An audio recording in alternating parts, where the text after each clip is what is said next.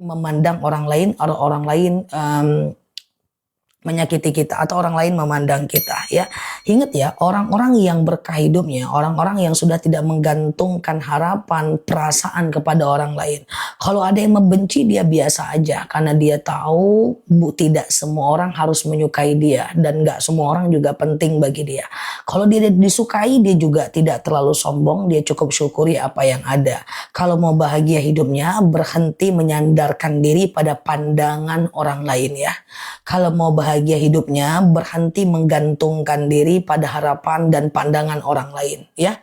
Dengan anak sama. Seandainya dia suka nyakitin, tugas kita apa kata aku? Kan cuman ingatkan, doakan.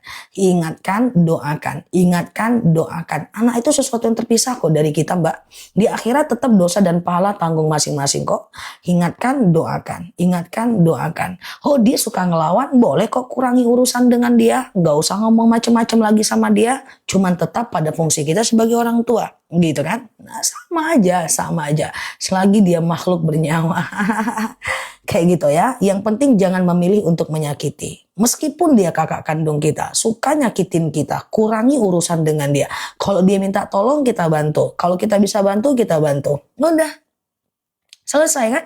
Nggak usah kita perlu harus ketemu tiap hari. Oh, dia nyakitin terus sama kita gitu kan. Nggak usah harus kita berharap kasih sayangnya karena dia kakak kandung kita. Nggak usah ya teman-teman. Nggak perlu itu.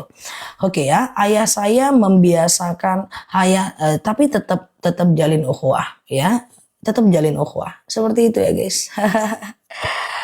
Oke, kalau anak tidak taat gimana lah? Nabi aja, Nabi Nuh dan Nabi Lut, anak istrinya masuk surga, masuk neraka. Siapa kita? Kalau pengen anak kita taat cepat-cepat, siapa kita? Nabi Nuh dengan Nabi Lut aja, Nabi nggak bisa nyuruh anaknya masuk Islam. Nah, kalau ada kita semua anak belum sholat, suami belum sholat, tugas kita mengingatkan dan mendoakan. Selanjutnya urusan Allah. Oh, saya pengen dia cepat sholat lah. Kita sholatnya kapan? Palingan kita taubat baru 5 tahun yang lalu, baru 10 tahun yang lalu. Terus kita pengen anak kita cepet-cepet taubat. Kita gedek kalau dia nggak sholat sampai melukai hati kita. Ngapain guys? Oke, ngapain? Ya, jadi kerjakan tugas kita, biarkan Allah yang melanjutkannya. Karena yang mendatangkan hidayah itu bukan kita, yang mendatangkan hidayah adalah Allah ya.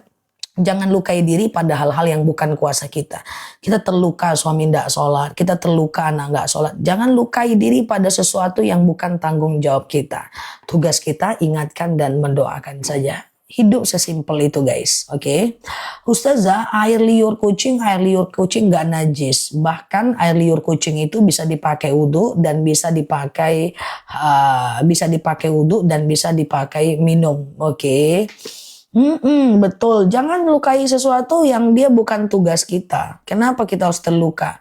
Jadi tugas kita ingatkan, doakan. Mengingatkan anak kan juga nggak tiap hari, ya kan? Sekali seminggu, sekali sebulan, suruh dia sholat. Terus kita gedek dia nggak sholat. Ngapain kita terluka? Untuk sesuatu yang bukan tanggung jawab kita. Tanggung jawab kita cuma mengingatkan dan mendoakan. Ngasih hidayah bukan kita. Masa kita mau ngambil tugasnya Allah? Emang siapa kita? Kayak aku nih tiap hari live. Tugasku menyampaikan, teman-teman ada yang mengamalkan, ada yang tidak, itu kerjanya Allah. Masa aku memaksakan teman-teman untuk berubah secepat itu bukan bagianku. Berarti aku ngambil tugasnya Allah. Ya, dan jangan menghakimi. Karena bisa jadi anak yang sekarang itu nggak sholat, bisa jadi suatu ketika dia orang yang paling taat. Sama dengan aku ke teman-teman. Teman-teman kan misalnya nih banyak nggak taunya cara sholat duha gimana, nggak ngerti cara sujud sahwi, nggak ngerti cara sholat rawatib, nggak ngerti. Tugasku cuma menyampaikan, bukan menghakimi. Karena bisa jadi suatu ketika teman-teman jauh lebih taat dibanding kami pada ustadz, ustazah. Jamaahnya banyak yang jauh lebih taat dibanding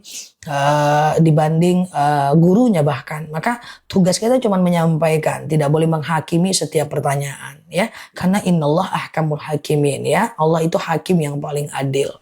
Nah iya kan, banyak orang meninggalnya baru bertaubat kan. Terus kita mau paksa-paksa sampai kita stres kok anak kita nggak sholat. Nggak bisa, percayalah di akhirat itu masing-masing guys ya.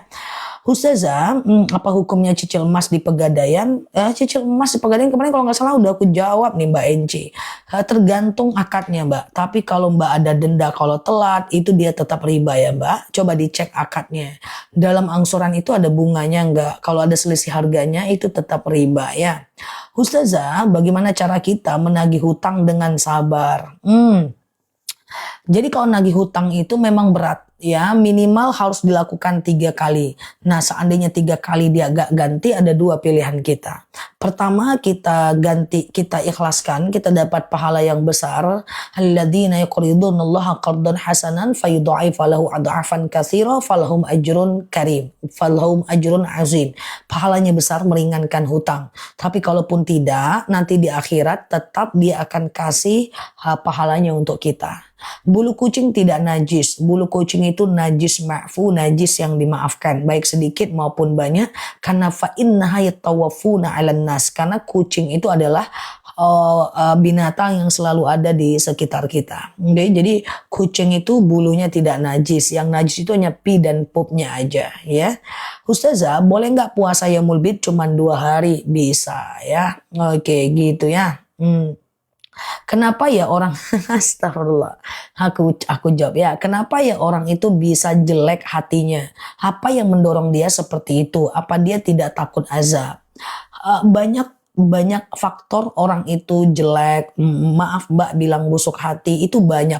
Kadang-kadang latar belakangnya jarang dipuji oleh orang sehingga dia pengen di atas orang tapi dia nggak punya kekuatan, orang di atas dia jatuhkan biar dia di atas. Kadang-kadang di keluarga dia kurang disayangi sehingga dia pengen diterima banyak orang dengan cara menjatuhkan orang sehingga dia diterima banyak orang. Kadang-kadang dia itu banyak tidak disukai oleh lingkungannya sendiri sehingga dia mencari validasi orang untuk kemudian menjatuhkan orang yang bagus sehingga dialah nampak paling bagus. Pahami setiap keburukan itu pasti ada faktornya. Ada temanku yang suka sekali dipuji. Aku memahami bahwa mungkin di rumah dia jarang dipuji. Aku puji aja biar dia senang. Ada temanku yang sombongnya luar biasa ya. Dia punya sesuatu yang jangan, aku nggak perlu nabung bertahun-tahun, hari itu satu hari pun aku bisa beli apa yang dia punya. Tapi dia selalu pamerkan di depan aku. Aku merasa kurang orang yang memuji dia. Aku bilang, oh itu bagus, pokoknya itu bagus. Yang penting kamu hati-hati, ingat masa depan kalau mau beli itu. Nggak apa-apa, orang itu sombong, dia butuh validasi. Sambil kita puji, sambil kita nasihati dia. Bahwa orang yang berbuat jahat, orang yang sombong, orang yang ingin dipuji, itu setiap manusia punya ghorizatul baqa namanya. Hasrat untuk eksistensi, ingin ada, ingin terlihat, ingin dipuji. Kalau dia nggak dapatkan di rumahnya, dia akan cari di luar. Maka teman-teman yang punya anak kecil, teman-teman pujilah dia sering-sering biar dia tidak haus pujian di luar. Oke, karena manusia punya itu. Makanya orang yang tidak punya apa-apa, dia akan menampakkan sesuatu untuk dia dipuji. Dia nggak punya kekuatan, dia nggak punya nilai diri, dia nggak punya citra diri, dia juga nggak pejabat, dia juga nggak siapa-siapa, bukan tokoh masyarakat, maka dia menampakkan hartanya untuk dipuji. Tapi kalau orang udah dinilai, ada nilai diri, dia udah dikenal sebagai orang baik, orang yang rajin sedekah, orang yang pinter, orang yang berguna, dia nggak perlu nampakin hartanya aja dia udah dipuji. Jadi makanya orang yang kalau dia punya nilai diri, dia nggak sombong. Sementara ada orang-orang yang dia pengen memenuhi hasrat pujiannya dengan cara yang bingung dia mau dipuji dari mana gitu kan. Ujung-ujungnya dia ambil kredit untuk beli mobil, ujung-ujungnya dia beli rumah besar, pinjam uang sana sini ya, karena itu hasrat manusia. Nah jadi pujilah anak biar dia puas dengan pujian di rumah, dia tidak mengharapkan validasi di luar. Jadi orang yang busuk hatinya itu pasti ada faktor. Hati-hati kita jangan tersakiti oleh dia dan pahami setiap kejahatan itu ada faktornya sambil kita pelan-pelan kalau mampu perbaiki mereka. Udah sesimpel itu aja. Oke gitu ya. Nah gitu guys. Sama dengan orang yang suka dandan berlebihan. Saya minta maaf. Bukan maksud nyinggung siapa-siapa. Orang yang berdandan terlalu berlebihan. Itu sebenarnya dia lost confidence. Dia nggak percaya diri guys. Maka dia berdandan supaya dia percaya diri. Nah kenapa dia tidak percaya diri dengan keadaan alami tubuhnya. Itu karena dia jarang dipuji. Jadi pahami aja. Oke dia nggak pede dengan dirinya. Kalau dia pede dia kan nggak akan berdandan berlebihan. Dia ingin dipuji. Ingin dipuji masih mending. Yang lebih parah itu dia lost confident. Dia nggak percaya diri. Makanya dia seperti itu. Bahkan orang-orang yang suka beli baju, beli apa, beli macem-macem, beli tas, beli sepatu, matching sana, matching sini. Sebenarnya itu lost confident.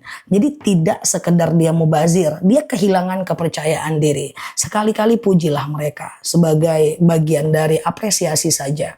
Tapi ingatkan agar berhemat di masa tuanya. Udah itu aja. Oke. Ustazah, misalnya lomba mancing dapat motor. Apa hadiahnya? Lomba nggak ada masalah dalam agama Islam. Oke. Ustazah, oke ya, ini oke. Ustazah, saat puasa tapi saya wasir, tidak berdosa, ya.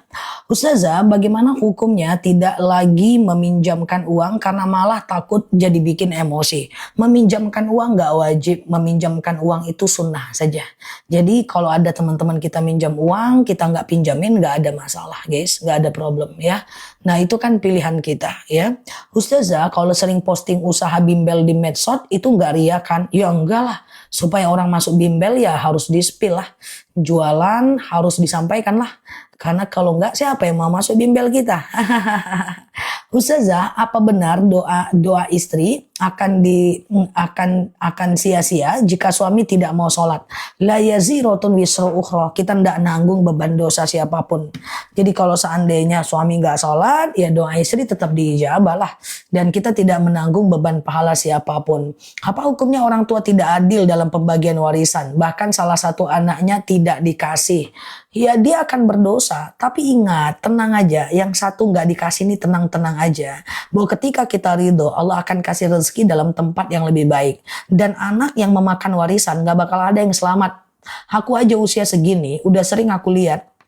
Ada seorang anak makan warisan, akhirnya rumahnya gede, anaknya nggak ada yang sukses satupun. Belum pernah aku dengar orang yang makan harta warisan tuanya enak. Rata-rata tuanya miskin. Entah tuanya miskin, entah anak-anaknya nggak ada yang kerja. Gagah-gagah badannya, cantik-cantik, cakep-cakep, nggak ada yang kerja sama sekali. Ya, artinya diangkat keberkahan dalam hidup kita kalau kita makan harta warisan yang bukan hak kita. Nah itu guys, ngeri tuh, nggak ada. Teman-teman pasti bisa lihat lah di daerah teman-teman. Orang-orang yang makan warisan yang bukan haknya dia, itu ngeri guys. Entah rumahnya terbakar, entah anak-anaknya yang nggak ada yang kerja satupun. Usia tuanya susah guys, susah itu, ngeri itu. Ngeri itu warisan itu bukan hak kita itu lain itu ya. Udah mbak tenang aja, cari rezeki dengan cara yang lain. Oke. Ustazah, apa dosa kalau misalnya jualan baju itu rugi? Soalnya yang beli saudara. So katanya sama saudara ini tidak boleh jualan rugi. Jualan rugi haram. Karena dalam kaidah dagangnya Rasulullah al-ma'isyah, jualan itu harus untung. Jualan itu al-ma'isyah. Ma'isyah itu harus untung. Rasulullah nggak pernah jual rugi. Maka dengan semua mitra aku bilang, yakin kan nggak rugi, yakin kan nggak rugi, yakin nggak rugi harga segitu ya, karena kerugian dalam agama Islam itu tidak dibolehkan dalam jualan. Jadi kalau jualan tuh harus untung. Nah problemnya adalah sekarang tuh, tadi kan Mbak Ni nanya nih, kan katanya harga saudara nggak boleh. Mbak, teman-teman aku ingatkan, sambil teman-teman share tautan tap layarnya ya, justru karena dia saudara kita jangan tawar, karena itu pekerjaan dia.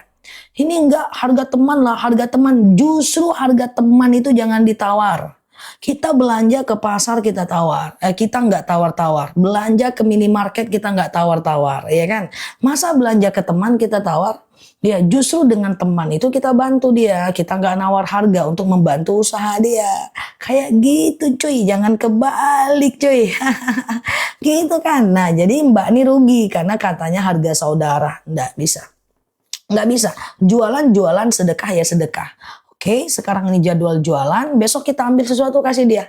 Kan bisa. Iya kan? Nah, seperti itu ya. Jadi yang jualan, besok kita ambil. Justru teman kita, karena dia saudara kita, ya kita beli jualan dia untuk membantu dia supaya dia lebih bagus hidupnya. Kan kalau kita membeli, kita nggak ngeluarkan uang begitu aja. Kalau kita membeli, kita ngeluarkan uang, kita dapat sesuatu. Kan kita cuma nukar aja.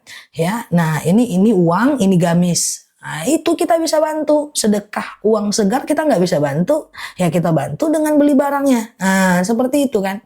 Nah, kita sedekah ngajak dia traktir makan, dia susah, kita nggak ngerti, kita ya udah kita bantu dengan beli barangnya. Nah, kita ambil barangnya cuma nuker doang. Ya, jadi justru karena dia teman kita, justru karena dia saudara kita, jangan ditawar karena mereka sedang bekerja. Oke, batas qobliyah subuh sampai jam berapa? Selagi masih ada waktu subuh, maka masih bisa qobliyah subuh. Misalnya, jualan rugi itu haram, nggak boleh. Jualan nggak boleh rugi, Mbak, kecuali memang karena kondisi pasar akhirnya barang kita numpuk, kita akhirnya rugi, wajar. Tapi kalau sengaja nih modalnya 100.000 kita jual 80.000 aja, nggak boleh, karena ma'isyah diatur dalam Islam. Jual beli itu kan diatur dalam fikihnya, ya. Oke, qobliyah tadi ya, qobliyah subuh ya. Qobliyah subuh itu bisa dikerjakan selagi masih ada waktu subuhnya, ya kan. Nah, misalnya azan subuh jam 5. Di sini azan subuh di tempatku sekarang dekat-dekat jam 5. Baru bangun misalnya jam 5:20 gitu kan ya. Nah, jadi jam 5:20 masih bisa qobliyah subuh dulu, baru qobliyah subuh, baru sholat subuh. Oke ya. Ustazah, apakah orang tua berdosa jika anaknya tidak sholat? Bisa jadi dosa, bisa jadi tidak.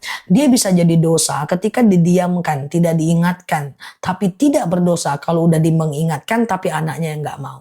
Oke, berarti nanti emas tersebut tidak bisa dipakai untuk biaya umroh, nggak bisa. Ya, karena niat benar, cara juga harus benar ya. Oke, Ustazah, orang tua bikin surat warisan bagi rata-rata laki dan perempuan. Itu bukan surat warisan, itu namanya wasiat. Hukumnya boleh. Ya, itu hukumnya boleh. Itu wasiat namanya, bukan warisan. Nanti ketika orang tuanya meninggal, dia secara otomatis akan terbagi by surat itu ya. Ustazah, oke, ada yang enggan sholat berjemaah karena katanya bacaan imam itu kurang fasih. Boleh, boleh. Tidak boleh berimam dengan imam yang bacaannya nggak benar. Karena bacaan Al-Fatihah itu, walaupun sebagian imam itu cepat kayak gitu kan. Nah, dia harus tepat makhorijul hurufnya, harus tepat panjang pendeknya, harus tepat dia. Karena kalau menghilangkan satu mat atau panjang pendek dalam Al-Fatihah sama dengan menghilangkan satu huruf dalam Al-Quran. Pilih-pilih imam dalam sholat berjamaah itu penting. Makanya jangan paksa suami yang nggak bisa jadi imam di rumah. Sampai dia belajar dulu bacaan Al-Fatihah. Terus dosa yang jual apa yang beli, Zah? Kadang nggak tega, lebih baik dikasih aja ya, Zah. Tidak usah dijual kalau dia nggak mampu beli harga segitu. Besoknya boleh kasih dia sedekah ya, tapi tidak saat transaksi. Ya, kalau saat transaksi nanti ada kekhawatiran dia akan bicara kepada yang lain sehingga yang lain mengikuti cara yang sama. Misalnya nih aku jualan gamis ke Mbak Titi. Harganya 100.000, Mbak Titi bilang 50.000 aja lah harga saudara. Padahal modalnya 70.000, kan rugi.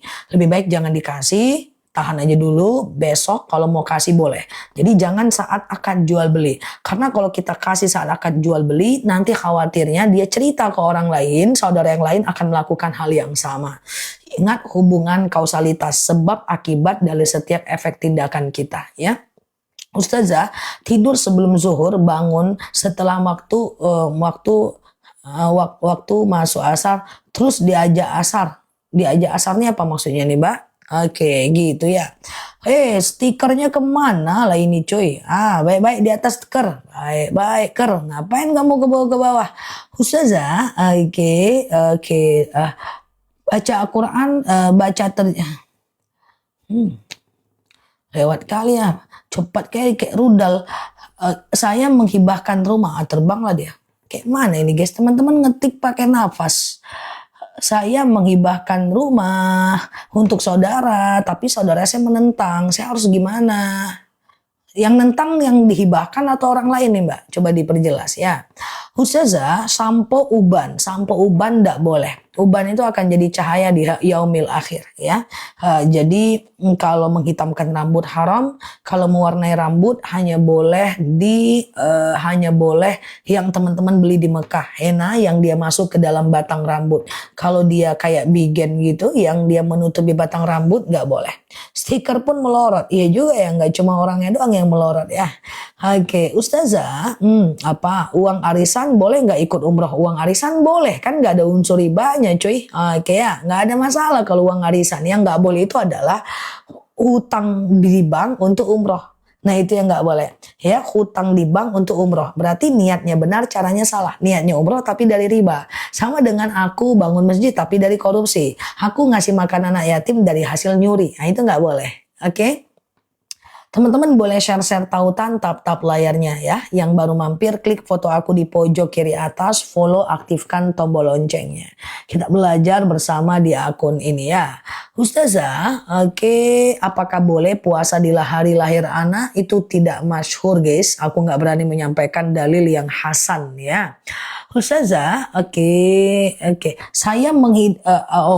Ayah saya menghibahkan rumah untuk saya. Oh gitu. Ayahnya yang kurang tadi berarti Mbak. Tulisan ayahnya yang hilang ya. Ayah saya menghibahkan rumah untuk saya. Tapi saudara saya menentang. Nggak ada harus gimana-gimana ya. Tetap itu haknya Mbak. Ya kan itu hibah. Ya kan saudara menentang ya, apa urusannya? Bapakku ngasih ke aku.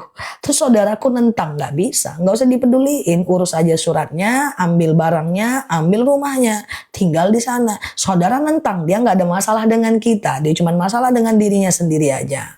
Untuk menghindarkan hasadnya, iri dengkinya, kalau ada rezeki kita kasih dia. Udah sesimpel itu aja. Oke, nggak usah pusing. Oke, Ustazah, aku udah bilang. Semua orang yang iri sama kita, semua orang yang hasad sama kita, semua orang yang gosipin kita, semua orang yang selalu mengingat masa lalu kita, semua orang yang selalu fitnah kita, orang-orang yang zalim sama kita, dia nggak punya masalah dengan kita guys. Dia cuma punya masalah dengan pikirannya sendiri. So jangan pusingkan diri kita karena dia nggak ada masalah kok dengan kita.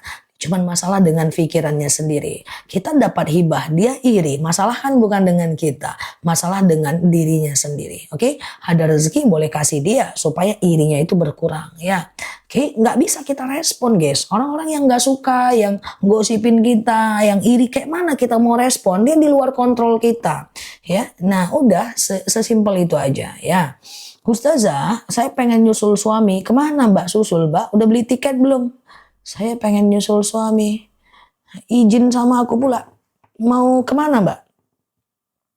Nyusul suami aja izin aku. Agak lain. Ya. Ustazah, nyusul suami. Oke. Ustazah, suamiku baca Quran selalu dari HP. Jelaskan Ustazah, mumpung ini suamiku dengar ceramah. Hei suaminya Mbak Frida. Astagfirullahaladzim. Suaminya Mbak Frida, dengerin aku. Oke, jadi begini. Baca Quran dari HP sebenarnya nggak masalah. Wah itu teriak tuh suaminya. Nggak masalah gitu. Tapi kalau bacanya dari HP terus, itu rosam atau bentuk huruf yang ada di Al-Quran itu beda dengan bentuk huruf yang ada di HP tanpa teman-teman sadari. Aku sudah ngajar tahsin belasan tahun. Aku lebih mudah mengajarkan dan memperbaiki bacaan orang yang belum pandai baca Al-Quran dibanding dengan orang-orang yang sudah baca Quran bertahun-tahun pakai HP. Itu susah. Jadi jangan dibiasakan orang non-muslim semangat bawa Injil kemana-mana. Masa kita nggak semangat bawa Quran kemana-mana? Apalagi sekarang Quran itu ada yang lucu-lucu, unik-unik. Bagi laki-laki ada Quran Madinah juga yang bisa dibawa kemana-mana dengan gagah. Oke? Ustazah, saya nggak suka gibah. Tapi saya lebih suka nyindir sama siapapun. Mantap kali keahlian Mbak ya. Oke, ini ada ahli nyindir nih guys. Saya nggak suka gibah, tapi saya suka nyindir. Lawak ya. Oke, nah teman-teman, nyindir itu bukan bagian dari metode dakwah Rasulullah. Oke, nyindir itu menandakan sebagai validasi, verifikasi kita tidak punya akhlak baik. Jadi berhentilah menyindir siapapun. Ya, karena dalam agama Islam ud'u ila sabili rabbika bil hikmah wal mau'izah. Ajak orang kepada kebaikan dengan pengajaran kalimat-kalimat yang baik. Ya, jadi tidak boleh menyindir orang. Pertama, belum tentu ada hasilnya. Yang kedua, dengan menyindir orang, adab kita nggak bagus. Yang ketiga adalah orang yang disindir tidak akan berubah. Dia cuma dapat sakit hati, dia tidak dapat informasi. Yang keempat, iya kalau dia sekedar sakit hati. Tapi bagaimana kalau dia sakit hati dan beraksi? Dia akan ceritakan kita kemana-mana, menjadi profesor, doktor, dibilang nyindir. Dia akan pengaruhi orang untuk membenci kita, yang ada efek sampingnya kebencian. Benci itu nggak apa-apa. Cuman takutnya dia pembenci aktif. Kayak host aktif, kayak aku live terus. Ya takutnya dia sebagai pembenci aktif. Dia udah jahat, kita sindir, dia sebagai pembenci aktif, algoritmanya 24 jam nggak tidur. Ujung-ujungnya nanti dia akan jatuhin nama baik kita, dia akan pakai sihir, dia akan pakai ilmu hitam, ilmu kelabu, ilmu abu-abu untuk menjatuhkan kita. So hati-hati ya Mbak, supaya tidak lagi menyindir-nyindir. Ada profesor doktor di bidang sindir ya. Masya Allah. Oke ya, Ustazah apakah boleh cat rambut merek henna? Warna merah boleh, warna hitam nggak boleh ya. Ustazah, apa? Apa itu sholat ushud apa ya? Oke, Wallahu a'lam bishawab. Ya, sholat apa Mbak? Khunsu? Ya. Oke, Ustazah, oke, kalau puasa sunnah hari Jumat sebentar, apa boleh di hari Jumat aja? Enggak boleh. Jadi puasa sunnah Jumat sendiri, puasa Jumat sendiri itu jangan ya. Nah, jadi kalau mau puasa Jumat, puasa juga Kamis dan puasa juga Sabtu ya. Teman-teman yang baru mampir boleh share-share tautan, tap-tap layarnya. Yang baru mampir klik foto aku di pojok kiri atas, follow, aktifkan tombol loncengnya agar kita belajar bersama di akun ini ya. Ustazah, oke, katanya ada madu. Madu jam 7 ya Mbak. Ya, madu jam 7. Nah, jam 7 nanti baru aku spill madunya. Lebih capek menghadapi manusia dari kerja ya Zah? Ya iya, makanya di kantor itu bukan tempat nyari teman. Kantor itu tempat kerja. Coba kalau teman-teman mau ikuti gayaku. Pisahkan teman kantor dengan teman main. Kalau teman kantor jadi teman main repot. Guys, manusia Indonesia guys. Kita punya masalah dengan dia, kerjaan jadi masalah. Coba pisahkan, ini teman mainku, ini teman kantorku. Manusia itu kadang-kadang kurang cerdas guys. Kita teman kantor jadikan teman main, ada masalah di main, ngaruh ke kantor. Percaya sama aku, kurang dewasa. Padahal usia udah expired, udah lansia, ya kan? Nah, jadi pisahkanlah. Aku dari kecil teman kantorku beda dengan teman mainku. Teman kuliahku beda dengan teman mainku. Kalau itu aja pusing kita guys. Kita satu kelompok sama dia di kuliah. Lalu kita ngopi-ngopi sama dia. Ada masalah nggak dikerjakannya makalah, ya kan? Nggak lain. Makanya gitu-gitu aja. Oke, nah gitu guys ya. Oke, gitu ya. Ustazah, apa pula panggil-panggil aku ya? Oke, Ustazah, oke.